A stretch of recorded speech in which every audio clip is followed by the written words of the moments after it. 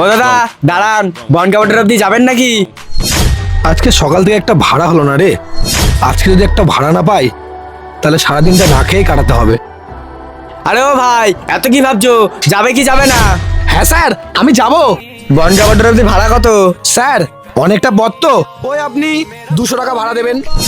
200 টাকা? ঠিক আছে চলো। আসুন স্যার। তা ভাই, পড়াশোনা কিছু করিস নাকি শুধু কাজই করে যাস? হ্যাঁ স্যার, পড়াশোনা তো করতাম, কিন্তু এই সংসারের কাজের চাপে এখন পুরোপুরি পড়াশোনাটা বন্ধ। দাঁড়া ভাই, গাড়িটা একটু সাইড কর।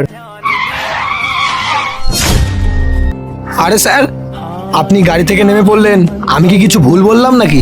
হ্যাঁ, তুমি ভুল কথা বলেছো। কি ভুল বললাম স্যার? দেখ ভাই, তুই কাজ করছিস কর, কিন্তু তুই যেহেতু আগে পড়াশোনা করতি, তাই কাজের সাথে সাথে পড়াশোনাটাও চালিয়ে যা। স্যার আমার মা নেই, আমার মা ছোটবেলায় মারা গেছে, আর সেই শোকে আমার বাবা বিছনাগত। তাই আমি এই কাজ করে আমাদের কোনো রকম দুটো পেট চলে।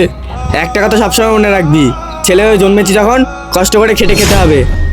আর তুই কাজ করছিস কর, আমি বারণ করছি না, কিন্তু তোর পড়াশোনাটা অবশ্যই করতে হবে। কিন্তু স্যার। কোনো কিন্তু না। ঠিক আছে স্যার, তাহলে আমি আজ থেকে কাজও করব আর রাত জেগে পড়াশোনা করব। গুড, এনে আমার ফোন নাম্বার, যদি আমার সাথে কোনো দিন দরকার পড়ে তাহলে আমার সাথে যোগাযোগ করবি। স্যার আমি পড়াশোনা করে একদিন আপনার মতনই আর্মি অফিসার হব। Join sir.